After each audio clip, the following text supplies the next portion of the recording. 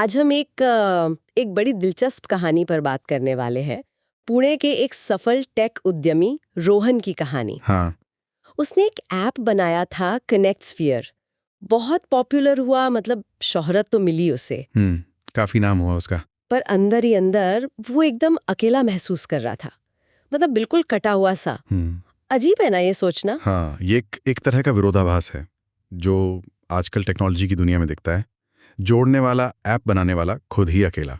सही। और ये खालीपन या अकेलापन उसकी सेहत पर असर कर रहा था। अच्छा। हाँ, एक दिन डॉक्टर ने साफ कह दिया उसे, गंभीर बर्नआउट है और हाई ब्लड प्रेशर भी। ओहो। और इलाज 2 हफ्ते का कंपल्सरी डिजिटल डिटॉक्स, मतलब सारे गैजेट्स बंद पूरी तरह से।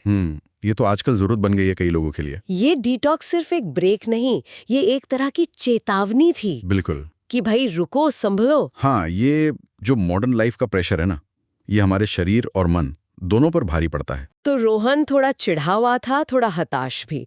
उसने बस ऐसे ही लैपटॉप पर मैप खोला और एक जगह चुन ली, अघनाशिनी, कर्नाटक में। आघनाशिनी शांत जगह है। और सबसे बड़ी बात, वहां नेटवर्क लगभग नहीं था। सोचिए, एक टेक बनाने वाला ऐसी जगह चुन रहा है। शायद किस्मत। यहीं से उसका एक अनजाना सा सफर शुरू हुआ। बिल्कुल। और ये जगह बदलना सिर्फ लोकेशन बदलना नहीं था, ये एक पूरी लाइफस्टाइल से दूसरी में जाना था। शहर की रफ्तार से प्रकृति की धीमी लय की ओर। और पहुंचते ही उसे ये एहसास हुआ, एकदम कल्चरल शॉक जैसा। शहर की वो बंद हवा नहीं, बल्कि मिट्टी की, चमेली की और नदी की वो नमकीन सी महक। गाड़ियों का शोर नहीं, कीड़े मकोड़ों की, चिड़ियों की आवाजें। उसकी पहली रिएक्शन क्या थी? फोन निकालकर नेटवर्क ढूंढना। हाँ बिल्कुल, आदत से मजबूर। और मिला भी पता है कहाँ? खिड़की के एक कोने में बस एक टिमटिमाता हुआ सिग्नल, जैसे कोई डिजिटल भूत हो। ये डिजिटल भूत की तलाश ये दिखाती है कि हम कितने निर्भर हो गए हैं, जैसे इसके बिना कुछ अधूरा है। वहां होमस्टे में उसका स्वागत किया अनन्या ने, बड़ी शांत और समझदार लड़की। अच्छा। उसने वाईफाई पासवर्ड नहीं पूछा, बल्कि अनन्या ने खुद ही कहा, यहाँ सबसे अच्छा कनेक्शन नदी के साथ है। वाह, क्या बात कही। रोहन के लिए तो पहले 24 घंटे बहुत मुश्किल थे। बेचैनी, फोन जैसे वाइब्रेट कर रहा हो वो फीलिंग, और काम नहीं कर पा रहा उसकी छटपटाहट। हाँ। गांव की धीमी रफ्तार उसे परेशान कर रही थी। हाँ, ये बिल्कुल वो डिजिटल एडिक्शन के विड्रॉल सिम्टम्स हैं। दिमाग को आदत हो गई है ना उस लगातार उत्तेजना की। सही। और अनन्या का वो जवाब, सबसे अच्छा कनेक्शन नदी के साथ है, ये कहानी का सेंट्रल थीम सेट करता है। असली जुड़ाव क्या है, वर्चुअल या रियल? हाँ, ये सवाल शायद उसके मन में धीरे धीरे आया होगा। तीसरे दिन बोरियत से तंग आकर उसने अनन्या के दादा अज्जा को देखा। वो मछली पकड़ने का जाल बुन रहे थे। हाँ। अज्जा ने नजरें भी नहीं उठाई, बस जाल बुनते बुनते अघनाशिनी नदी की एक कहानी सुनाई। नदी का नाम जिसका मतलब है पापों को धोने वाली। अच्छा। और फिर बड़ी आसानी से कहा, तुम धारा से लड़ नहीं सकते, तुम्हें उसके साथ बहना सीखना होगा। कितनी गहरी बात थी। बिल्कुल, कोई उपदेश नहीं, बस प्रकृति का ज्ञान, जीवन के फ्लो के साथ चलना। कभी कभी ऐसे ही पल सबसे ज्यादा असर करते हैं। अगले दिन अनन्या उसे मैंग्रोव के जंगल में ले गई नाव में। अच्छा, मैंग्रोव्स। हाँ, उसने वहां के पूरे इकोसिस्टम के बारे में बताया, गजनी भूमि के बारे में बताया, जहां खेती ज्वार भाटे के साथ मिलकर होती है। और यहाँ कुछ बदला। पहली बार रोहन ने अपना फोन चेक नहीं किया। ये हुई ना बात। उसने सिर्फ सुना, देखा और सवाल पूछे। ये एक टर्निंग पॉइंट था। उसका ध्यान डिजिटल दुनिया से हटा। पहली बार वो असल दुनिया की खूबसूरती, उसकी जटिलता को देख रहा था। सवाल पूछना ये दिखाता है कि वो अब जुड़ रहा था। फिर आया वो बड़ा पल, सूर्यास्त हो रहा था, बहुत सुंदर।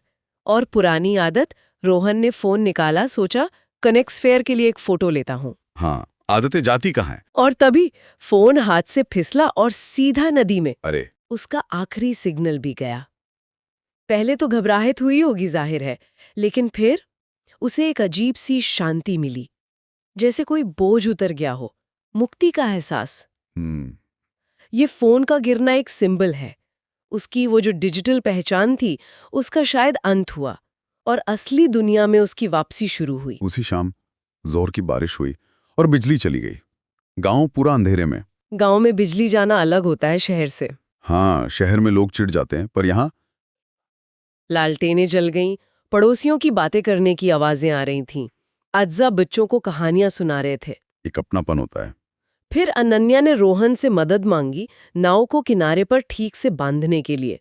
बारिश में भीगते हुए अनन्या के साथ वो रस्सी खींचते हुए रोहन को एक मकसद महसूस हुआ, एक ऐसा जुड़ाव। जो किसी लाइक या शेयर से नहीं मिलता। बिल्कुल, वो मानवीय जुड़ाव जो शायद वो भूल चुका था। ये वो पल था जहां उसे शायद कनेक्शन का असली मतलब समझ आया। साथ मिलकर कुछ करना, एक दूसरे का सहारा बनना, बिना किसी डिजिटल उम्मीद के। अपने आखिरी दिन जब वो जाने लगा, वो एक बिल्कुल बदला हुआ इंसान था। उसने अनन्या और अज्जा को धन्यवाद कहा और बोला, मैं यहाँ एक नेटवर्क ढूंढने आया था, पर मुझे एक कनेक्शन मिल गया। बहुत खूब। पूरे लौटकर उसने अपनी टीम को एक नया आइडिया दिया, कनेक्ट्स फेयर रूट्स। रूट्स मतलब जड़ें। हाँ, एक नॉन प्रॉफिट विंग जिसका मिशन था भारत के गांवों की लोक कथाओं, कलाओं, कहानियों को डिजिटल तरीके से सहेजना। और शुरुआत कहाँ से होनी थी? अग्नाशिनी से। बिल्कुल, अग्नाशिनी की कहानियों से। ये उसका पूरा ट्रांसफॉर्मेशन है। उसने न सिर्फ अपने लिए असली जुड़ाव पाया, बल्कि अब वो टेक्नोलॉजी को एक अच्छे काम के लिए इस्तेमाल करना चाहता था, दूसरों को उनकी जड़ों से जुड़ने के लिए। सही कहा। ये कहानी ये दिखाती है कि सच्ची सफलता शायद सिर्फ आगे बढ़ने में नहीं, बल्कि अपनी महत्वाकांक्षा और मन की शांति के बीच एक संतुलन बनाने में है।